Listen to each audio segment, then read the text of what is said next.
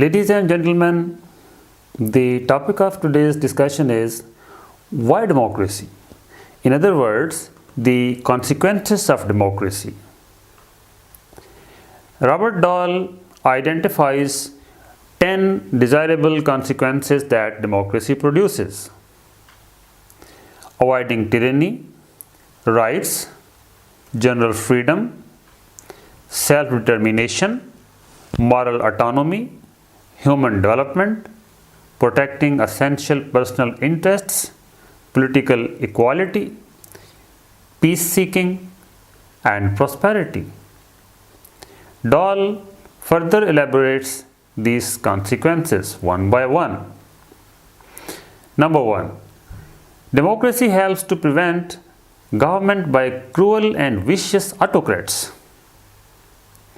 Leaders have exploited the state's exceptional capacities for coercion and violence to serve their own ends. Driven by megalomania, paranoia, self-interest, ideology, nationalism, religious belief, convictions of innate superiority, or sheer emotion and impulse. Megalomania means obsession with the exercise of power. Paranoia means a mental condition characterized by exaggerated self-importance, typically worked into an organized system. It is paranoia. Joseph Stalin and Adolf Hitler are famous for abusing the state power. In Cambodia, the Khmer Rouge killed a quarter of the Cambodian population. Khmer Rouge is an organization which opposed the Cambodian government in the 1960s and waged a civil war from 1970, taking power in 1975. Under Pol Pot, the Khmer Rouge undertook a forced reconstruction of Cambodian society. It involved mass deportations from the towns to the countryside and mass executions. More than 2 million died before the regime was overthrown by the Vietnamese in 1979. The history of popular rule is not without its own serious blemishes. Popular governments have sometimes acted unjustly or cruelly toward people outside their borders. More directly challenging to democratic ideas and practices is the harm inflicted by popular governments on persons who live within their jurisdiction. Persons who are compelled to obey its laws, but who are deprived of rights to participate in governing. Although these people are governed, they do not govern. Democratic governments also inflict harm on a minority of citizens who are outvoted by majorities. The issue is whether in the long run a democratic process is likely to do less harm to the fundamental rights and interests of its citizens than any non-democratic alternative. If only because democratic governments prevent abusive autocracies from ruling, they meet this requirement better than non-democratic governments. Democracies are likely to be more just and more respectful of basic human interests than non-democracies. The next consequence of democracy. Democracy guarantees its citizens a number of fundamental rights that non-democratic systems do not and cannot grant. Rights are among the essential building blocks of a democratic process of government. A political system would necessarily have to ensure its citizens certain rights to satisfy democratic standards. By definition, no non-democratic system allows its citizens or subjects this broad array of political rights. To satisfy the requirements of democracy, the rights inherent in it must actually be available to citizens. To promise democratic rights in writing is not enough. The rights must be effectively enforced and effectively available to citizens in practice. In the 20th century, despotic rulers have often cloaked their rule with a show of democracy and elections because of the appeal of democratic ideas. Institutions that provide for and protect basic democratic rights and opportunities are necessary to democracy. Freedom of expression. Thomas Jefferson was elected to the presidency in 1800. One of his first actions was to bring an end to the infamous Alien and Sedition Acts. These acts were enacted under his predecessor, John Adams, which would have stifled political expression. Democracy is in danger in at least two situations. If and when many citizens fail to understand that democracy requires certain fundamental rights, or fail to support the political, administrative, and judicial institutions that protect those rights. The next consequence of democracy. Democracy ensures its citizens a broader range of personal freedom than any feasible alternative to it. Citizens in a democracy are certain to enjoy an even more extensive area of freedoms. Democracy could not long exist unless its citizens managed to create and maintain a sportive political culture. Indeed, a general culture sportive of these ideals and practices. A democratic culture is almost certain to emphasize the value of personal freedom. Pericles remarked, "The freedom we enjoy in our government extends also to our ordinary life." Another consequence of democracy. Democracy helps people to protect their own fundamental interests. Everyone wants certain things: survival, food, shelter, health, respect, security, family, friends, satisfying work, leisure, and others. You will surely want to exercise some control over the factors that determine whether and to what extent you can satisfy your wants. Some freedom of choice, an opportunity to shape your life in accordance with your own goals, preferences, tastes, values, commitments, beliefs. John Stuart Mill wrote, "The rights and interests of every and any person are secure from being disregarded when the person is himself able and habitually disposed to stand up for them." You can protect your rights and interests from abuse by government and by those who influence or control government only if you can participate fully in determining the conduct of the government.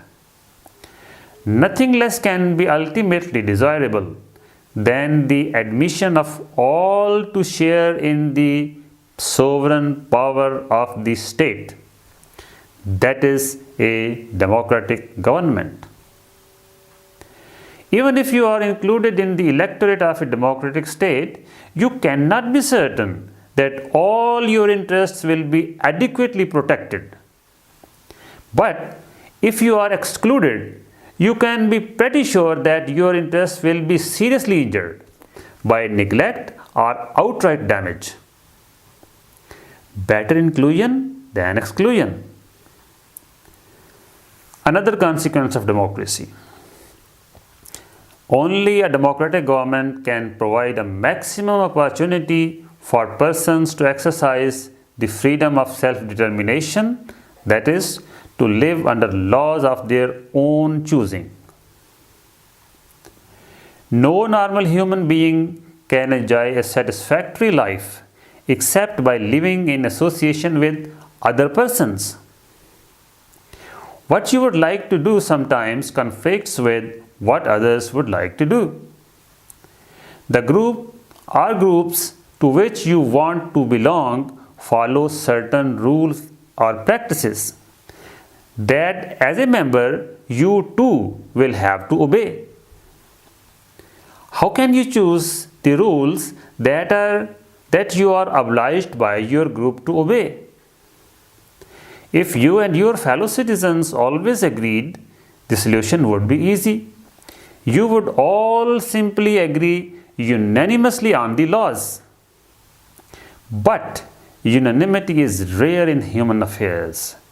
Enduring and perfect consensus is an unattainable goal. Even when you are among the outvoted members whose preferred option is rejected by the majority of your fellow citizens, you may not nonetheless decide that the process is fairer than any other. To that extent, you are exercising your own freedom of self-determination by freely choosing to live under a democratic constitution rather than a non-democratic alternative. Another consequence of democracy: only a democratic government can provide a maximum opportunity for exercising moral responsibility.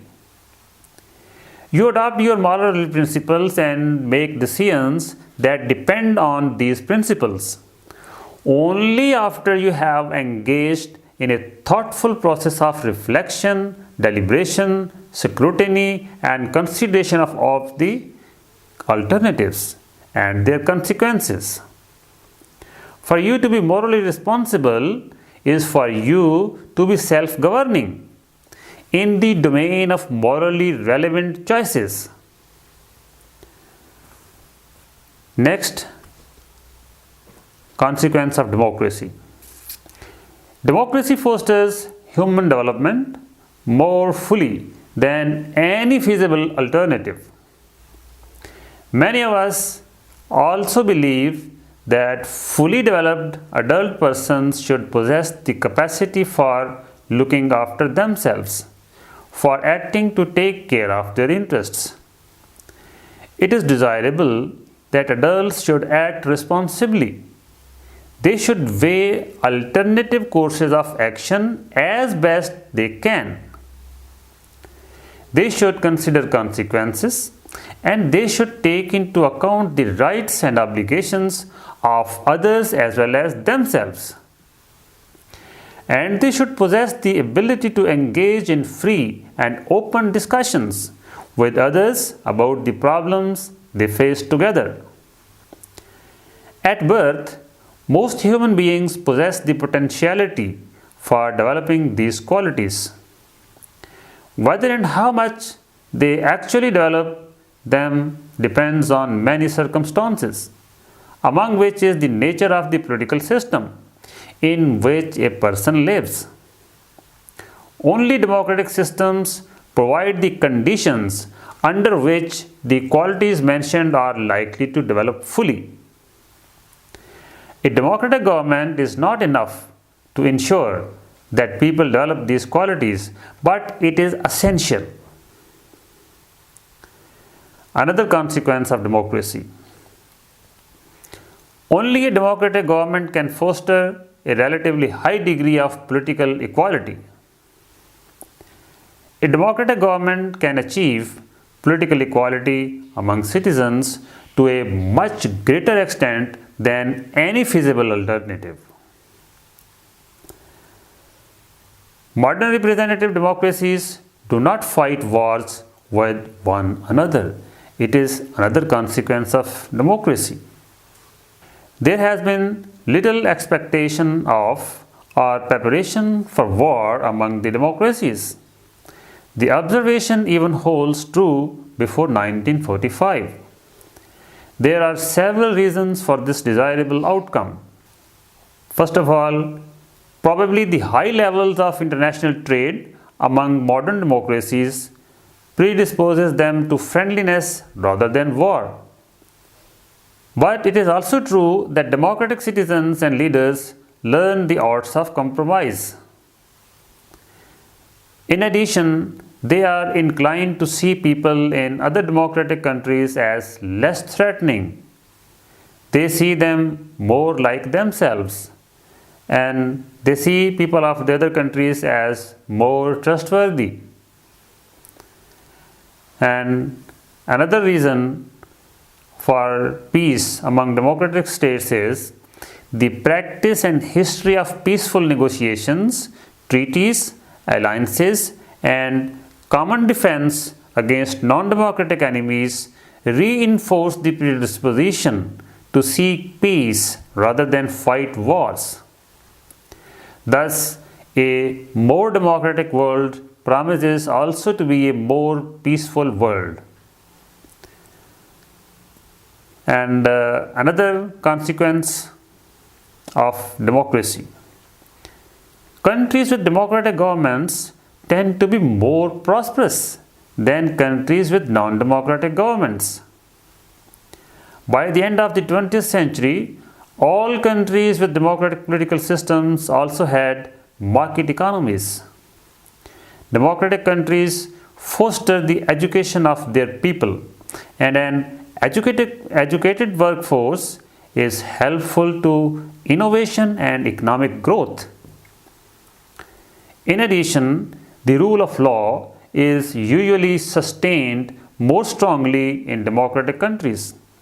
Courts are more independent, property rights are more secure, contractual agreements are more effectively enforced, the barriers to communication are much lower, seeking and exchanging information is easier. Modern democratic countries have generally tended to provide a more hospitable environment in which to achieve the advantages of economic growth. At the end, let us summarize the advantages of democracy. Democracy helps to prevent government by cruel and vicious autocrats. Democracy guarantees its citizens a number of fundamental rights that non-democratic systems do not and cannot grant. Democracy ensures its citizens a broader range of personal freedom than any feasible alternative to it. Democracy helps people to protect their own fundamental interests. Only a democratic government can provide a maximum opportunity for persons to exercise the freedom of self-determination, that is, to live under laws of their own choosing. Only a democratic government can provide a maximum opportunity for exercising moral responsibility. Democracy fosters human development more fully than any feasible alternative. Only a democratic government can foster a relatively high degree of political equality. Modern representative democracies do not fight wars with one another. Countries with democratic governments tend to be more prosperous than countries with non-democratic governments.